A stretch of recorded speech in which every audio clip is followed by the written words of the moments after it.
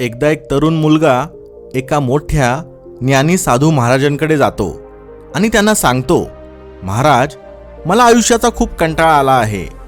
साधू महाराजांनी विचारले, काय समस्या आहे तुझी?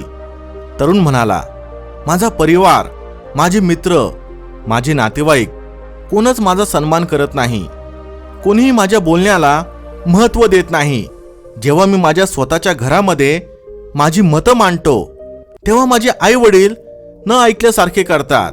दुसरीकडे माझ्या छोट्या भावाच्या मतांचा सर्वजण आदर करतात, त्याला महत्त्व देतात, तो म्हणेल तसे वागतात. फक्त माझ्याच बोलण्याला काही किंमत नाही. मित्रांमध्ये असताना सुद्धा माझा कोणच रिस्पेक्ट करत नाही. उलट ते माझी चेष्टा करतात, माझी खिल्ली उडवतात. नातेवाईक सुद्धा मला कुणी जवळ करत नाही. सगळे माझी हाडहूड करतात. अशा प्रकारे सगळ्यांची वागणूक बघून मला सुद्धा वाटू लागले आहे की खरंच मी एवढा बावळट माणूस आहे का, की कोणच माझ्यावर विश्वास ठेवायला तयार नाही. रडकुंडीला आलेला तरुण साधूला हात जोडत म्हणाला, महाराज, तुम्ही मला असे काही मार्गदर्शन करा ज्यामुळे सगळे माझा आदर करतील, मान सन्मान करतील, ज्यामुळे समाजामध्ये माझी सुद्धा काही ओळख असेल. तरुणाची व्यथा ऐकून महाराज म्हणाले, सर्वात पहिले एक गोष्ट लक्षात ठेव, ह्या जगात मान सन्मान आदर त्यालाच मिळतो जो त्याचा खरा हकदार असतो. आदर आणि विश्वास मागितला जात नाही, तो मिळवला जातो. लोक तुझा आदर करत नाही कारण लोकांना तुझ्या बोलण्यावर, कृतीवर आणि विचारांवर भरोसा नाही. तू जे बोलतो ते करत नसल्यामुळे लोक तुझ्यावर विश्वास ठेवत नाही. पुढे महाराज म्हणाले, मला सांग, तू असे काय केले पाहिजे ज्यामुळे लोकांचा तुझ्यावर विश्वास बसेल, ते तुझा मान सन्मान करतील. तरुण म्हणाला, महाराज, त्यासाठी तर मी तुमच्याकडे आलो आहे आणि तुम्ही मलाच प्रश्न विचारत आहात. महाराज म्हणाले, ठीक आहे, कान देऊन ऐक. आज मी तुला 7 असे नियम सांगणार आहे. जर तू त्यांचे काटेकोरपणे पालन केलेस तर सगळे तुझ्यावर विश्वास ठेवतीलच, शिवाय तुझा मान सन्मान सुद्धा करतील. तरुण आनंदाने महाराज म्हणतील ते ऐकू लागला. महाराज म्हणाले, सर्वात पहिली गोष्ट, सर्वात आधी तू स्वतःचा आदर करायला शिक. तू जर स्वतःचाच आदर करणार नशील तर दुसऱ्यांकडून सन्मानाची अपेक्षा करणे चुकीचे आहे. स्वतःचा आदर करणे म्हणजे स्वतःमधले असलेले गुणदोष ओळखणे, स्वतःला चांगल्या आणि उत्कृष्ट गोष्टींसाठी पात्र समजणे. तू काय करू शकतो, काय करू शकत नाही याची स्वतःला स्पष्टता असणे. जी गोष्ट किंवा जी कृती तुझ्या स्वाभिमानाला धक्का लावत असेल अशा गोष्टींना नाही म्हणण्याची हिंमत तुझ्यामध्ये असली पाहिजे. स्वतःबद्दलचा आदर आपल्याला आयुष्यात पुढे जाण्यासाठी आणि आनंदाने आयुष्य जगण्यासाठी प्रेरित करत असतो.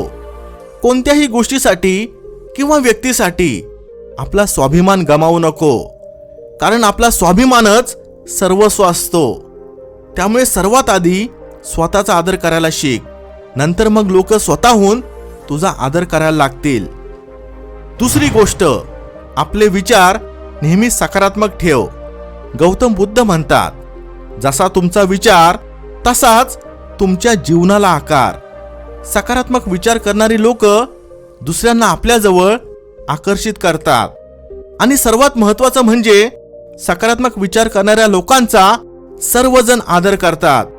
नकारात्मक लोकांना प्रत्येक गोष्टीत समस्या दिसते, तर सकारात्मक लोकांना प्रत्येक समस्येत संधी दिसते. सकारात्मक लोक समस्या संकटांना घाबरत नाही, ते बाहेर येण्यासाठी काही ना काही मार्ग काढतातच. एक सकारात्मक व्यक्ती अशी वातावरण निर्मिती करतो ज्यामुळे त्याच्या आजूबाजूला असणारी लोक प्रसन्नतेचा अनुभव घेतात. तिसरी गोष्ट, तुला ह्या गोष्टीची काळजी घ्यावी लागेल की लोकांप्रती तुझा व्यवहार कसा आहे. तुला लोकांकडून किती मान सन्मान मिळेल हे ह्या गोष्टीवर अवलंबून आहे की तू लोकांना किती मान सन्मान देतो. जर तुला कोणी सन्मान देत असेल तर त्याचा सुद्धा तू सन्मान कर. पण जर एखादी व्यक्ती तुला सन्मान देत नसेल तर तेव्हा त्याला तू भलेही सन्मान देऊ नको, पण त्याच्याबद्दल मनामध्ये द्वेष बाळगू नको. दुसरा आपल्याबरोबर चुकीचा वागतो म्हणून आपण सुद्धा त्याच्याबरोबर चुकीचे वागणे योग्य नाही. आपल्यामध्ये असलेल्या चांगल्या गुणांची परीक्षा तेव्हाच होते जेव्हा आपण चुकीच्या लोकांच्या संपर्कात येतो. अशा वेळी संयम आणि धैर्य ठेवणे आपल्या आत्मसन्मानाच्या हिताचे असते. दुसऱ्यांचा मनापासून मान सन्मान करणे आपले त्यांच्याबद्दल असलेले प्रेम व्यक्त करण्याचा सोपा मार्ग आहे. त्यामुळे लोकांचा आदर करायला शिक, मग लोक सुद्धा तुझा आदर करायला सुरुवात करतील. चौथी गोष्ट, कोणाबरोबरही बोलताना जास्त बोलण्याऐवजी जास्त ऐकण्यावर भर दे. जेव्हा तू कमी बोलशील आणि जास्त ऐकशील तेव्हा तू लोकांचा आवडता होशील. कारण दुसऱ्यांचे ऐकून घेण्याची कला खूपच कमी लोकांमध्ये असते. कारण ह्या जगात प्रत्येक व्यक्तीला वाटत असते की त्याचे कोणीतरी ऐकून घ्यावे, पण जास्त करून लोकांना ऐकून घेण्याची सवय नसते. पण जेव्हा तुम्ही लोकांचे ऐकून घ्यायला लागता तेव्हा तुम्ही नवीन गोष्टी तर शिकता, ह्याशिवाय समोरच्या व्यक्तीच्या नजरेत तुमचा सन्मान वाढतो, त्याला तुम्ही आपलेसे वाटता.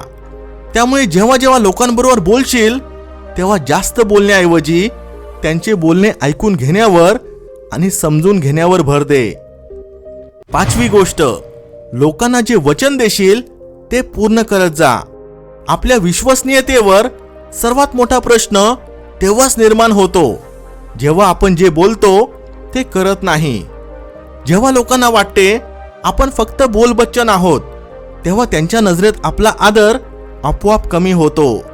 त्यामुळे लोक आपल्या बोलण्याला जास्त महत्त्व देत नाही. शिवाय तुमच्याबरोबर त्यांना कोणतेही काम करण्याची इच्छा होत नाही. जी व्यक्ती आपल्या शब्दांवर ठाम असते, जी व्यक्ती आपले वचन कोणत्याही परिस्थितीमध्ये पूर्ण करते, अशी व्यक्ती सर्वांना आवडते. त्यामुळे लोकांसमोर तेच बोलत जा ज्याला तू पूर्ण करू शकशील. सहावी गोष्ट, खूप जास्त चांगले आणि सरळ वागायचा प्रयत्न करू नको. लोक अशा व्यक्तीला कधीच गंभीरपणे घेत नाही जी त्यांच्या प्रत्येक गोष्टीला हा लहा म्हणत असेल. कारण अशा लोकांचे स्वतःचे असे काही ठाम मत नसते. अशी लोक फक्त लोकांच्या हामध्ये हा मिळवत असतात. त्यांना वाटते असे केल्याने समोरचा आपल्याला आदर देईल, पण असे होत नाही. लोक नेहमी अशा लोकांचा आदर करतात ज्यांचे स्वतःचे ठाम मत असते. जे चूक असेल त्याला ते चुकीचेच म्हणतात आणि जे बरोबर असेल त्याला ते बरोबर म्हणतात. त्यामुळे एक मजबूत मानसिकता असलेली व्यक्ती बनण्याचा प्रयत्न कर. चेहऱ्यावर मुखवटा घालून दुसऱ्यांना खुश करण्याचे नाटक करणाऱ्या व्यक्तींसारखं बनण्याचा प्रयत्न करू नको. सातवी गोष्ट, लोकांच्या समोर आपल्या भावनांवर नियंत्रण ठेवायला शिक. अनेक वेळा आयुष्यामध्ये जेव्हा आपण जास्त आनंदी होतो किंवा दुःखी होतो तेव्हा आपले भावनांवर नियंत्रण राहत नाही. अशा वेळी आपल्या मुखातून असे काही शब्द निघतात किंवा आपल्या हातून असे काही घडते ज्यामुळे आपल्याला आयुष्यभर पश्चाताप करावा लागतो. किंवा कधी कधी आपण समोरच्याचे बोलणे पूर्ण न ऐकताच भावनेच्या भरात प्रतिक्रिया देतो. अशा वेळी आपल्या भावनांवर नियंत्रण ठेवता आले पाहिजे. जेव्हा सुख दुःखामध्ये आपण शांत राहायला शिकतो तेव्हा लोकांच्या नजरेत आपला आदर आपोआप वाढत जातो. तरुण मुलाला आपल्या प्रश्नांचे उत्तर मिळाले होते. त्याने साधू महाराजांना अभिवादन केले आणि आनंदाने आपल्या घरी निघून गेला. मित्रांनो, व्हिडिओ आवडला असेल तर लाईक करायला विसरू नका.